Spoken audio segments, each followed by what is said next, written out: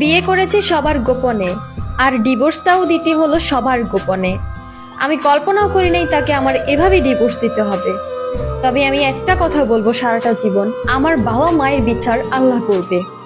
আমি অনেক চেয়েছিলাম আমার ভালোবাসার মানুষটাকে, কিন্তু তারা আমাকে ডিভোর্স দিতে বাধ্য করলো। তারা আমার ভালোবাসার মানুষটাকে গ্রহণ করতে পারতো। তারা ইচ্ছা করে আমার ভালোবাসার মানুষটার সাথে আমাকে বিয়ে দেয় নাই, উল্টা আরো আমাকে ডিভোর্স দিতে বাধ্য করলো। আপু, আমি যখন ক্লাস 8-এ পড়ি তখন থেকেই আমার একটা ছেলের সাথে রিলেশনশিপ হয়। যদিও ছেলেটা ছিল আমার খালাতো ভাই। খালাতো ভাইয়ের সাথে যখন আমার রিলেশনশিপটা শুরু হয়, ঠিক তখন থেকেই আমার খালাতো ভাই আমাকে একটা কথাই বলেছে, দেখো আমি জানি আমার পরিবার তোমার সাথে বিয়ে দিবে না, তোমার পরিবারও আমার সাথে বিয়ে দিবে না। আমরা একটা কাজ করতে পারি, দুজন পালিয়ে গিয়ে বিয়ে করতে পারি। বিয়ে করলে দেখবা দুজনের পরিবারে মেনে নিবে। কিন্তু আমি তো ভাবতে পারি নাই বিয়ে করার পর এত বড় একটা কাহিনী হয়ে যাবে। আমি আর ও বিয়ে করেছি, আমাদের কাবিন 3 লক্ষ টাকা দিয়েছি।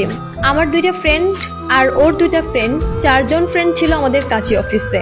যাই হোক, বিয়ে করে দুজন দুজনের বাসায় চলে আসছি। একদিন আমি আমার বাবা মাকে বলতেছি আমি খালার বাসায় বেড়াতে যাব। খালার বাসায় বেড়াতে যাব বলে খালার বাসায় গিয়েছি। খালার বাসায় যাওয়ার পর শুধুমাত্র আমার খালা ছিল, আমার খালাতো ভাইটাই ছিল। তার আর ভাই বোন বা তার বাবা কেউই ছিল না, সবাই অন্য বাসায় বেড়াতে গিয়েছে। অ্যান্ড আমি আর আমার খালাতো ভাই অনেক দুষ্টামি ফাজলামি করতেছিলাম। আমার খালা অন্য একটা রুমে ঘুমাচ্ছিল, আর আমি আর ও, যদিও বাসায় কেউ না থাকার কারণেই দুজন অনেক মজা অনেক এনজয় করেছি। কারণ আমরা দুজন হাজবেন্ড ওয়াইফ, এটা তো মানতেই হয়। দুজনে তো গোপনেই বিয়ে করছি, এখানে আর কি বা বাকি আছে। যাই হোক, আমার খালা আমাকে বলতেছে তুই এত দুষ্টামি ফাজলামি কিভাবে করতে পারিস আল্লাহ জানে। আমার ছেলেটার মাথা পুরো খেয়ে ফেলতেছিস। ও তো তোর মাথা খেয়ে ফেলতেছে না, তুই কেন ওর মাথা খেয়ে ফেলতেছিস? পরে আমি আমার খালাকে বলতেছি তুমি না এগুলো কি বলতেছো, আল্লাহ জানে। ঠিক আছে যাও, তোমার ছেলের সাথে আর দুষ্টামি ফাজলামি করবো না, চলো তোমার সাথেই ঘুমিয়ে পড়বো। তারপর খালার সাথেই ঘুমিয়ে গেলাম। প্রায় ওখানে 5-6 দিন ছিলাম, অনেক দুষ্টামি ফাজলামি মজা করেছি। তারপর বাড়িতে চলে আসলাম। আমার হাজবেন্ডের জন্য অনেক খারাপ লাগতেছে, মানে আমার খালাতো ভাইয়ের জন্য। যাই হোক, দুজনেই অনেক প্রেম করতেছিলাম, কলে মেসেজে। হঠাৎ করে একদিন আমার মোবাইলটা রেখে আমি ওয়াশরুমে গেলাম গোসল করতে যাওয়ার পর এই ফাঁক দিয়ে ও আমাকে ইচ্ছা মতো কল দিচ্ছে আর ইচ্ছা মতো মেসেজ দিচ্ছে। আর সে ভাবছে আমি তার সাথে রাগ করে আছি। আসলে তো আমি তার সাথে রাগ করে নাই, একটু কাজে কর্মে ব্যস্ত ছিলাম, এই কারণেই। সে আমাকে মেসেজ দিয়েছে, কি ব্যাপার তুমি আমাকে ভুলে গিয়েছো? বিয়ে করার পরও যদি তুমি ওকে ভুলে যাও তাহলে তো বিষয়গুলো ভালো হয় না।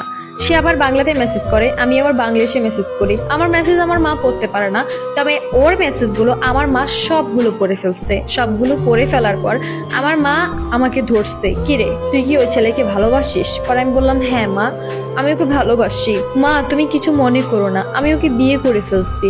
মা আমাকে জোরে একটা থাপ্পড় দিয়ে বললো আমাদের সাথে ওদের সাথে যায় না, ওদের সাথে আমাদের সাথে যায় না। যদিও আপন হতে পারে, তবে ওরা আমাদের আপন না। ওদের সাথে আমাদের ঝগড়া বিবাদ সবকিছু লেগে আছে। তুই কিভাবে পারলি ওকে বিয়ে করতে? তুই ওকে ডিভোর্স দিবি। অতঃপর তখন থেকে আমার জীবনে একটা ঝড় নেমে আসলো। আমার বাবাও জানলো এই কাহিনীটা। আমার বাবা বলতেছে মা তুই ওকে ডিভোর্স দিয়ে দে, আমরা এই সম্পর্কটা চাই না। অতঃপর আমাকে অনেক মারধর করছে, অনেক কিছু হয়েছে। প্রায় 2 মাস ধরে আমাকে শান্তি দিচ্ছে না। একটা কথাই বলতেছে তোর জন্য আমরা মরে যাব প্রয়োজনে, তোর জন্য সব কিছু করব, তাও ওকে তোর ডিভোর্স দিতে হবে। একটা সময়ের পর বাবা মার কান্নাকাটি সব কিছু দেখে আমি ভাবলাম ঠিক আছে, ওকে আমি ডিভোর্স দিয়ে দিব।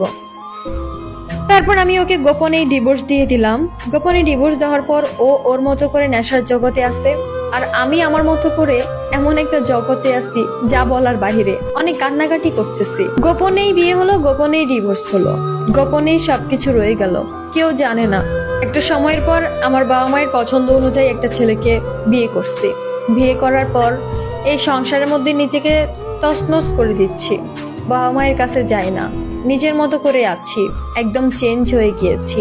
কারোর সাথে কথাবার্তা বলি না, খালাতো ভাইয়ের সাথেও কথাবার্তা বলি না।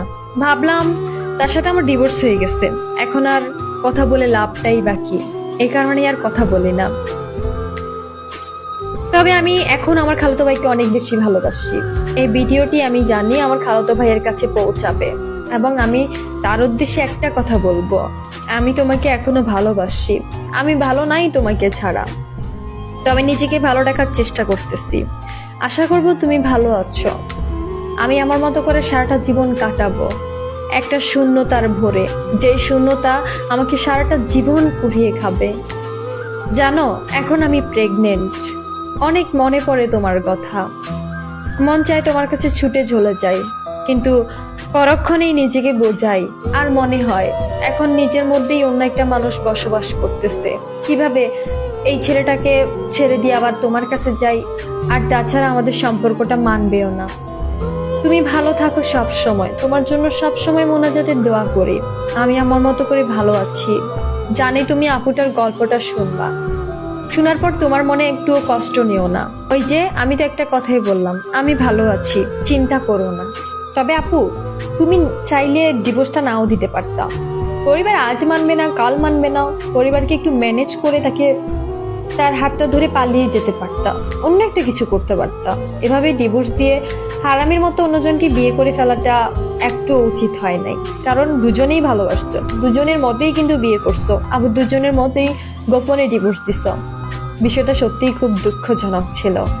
যদি নসিবে না থাকে তাহলে সে আসার পরেও সে হারিয়ে যাবে। তোমার গল্পটা শুনে মিলিয়ে নিলাম। আর ভাইয়া, কষ্ট পাবেন না, লাইফে এরকম অনেক কিছুই যায়। এই আমাদের লাইফটা তো খুব ছোট্ট ছোট্ট একটা জীবনে অনেক কিছুই হবে। মানিয়ে নিয়ে জীবনটা কাটিয়ে দেন, কারণ মানিয়ে নিতে পারলে জীবনটা চলে যায় মানিয়ে নিতে নিতেই।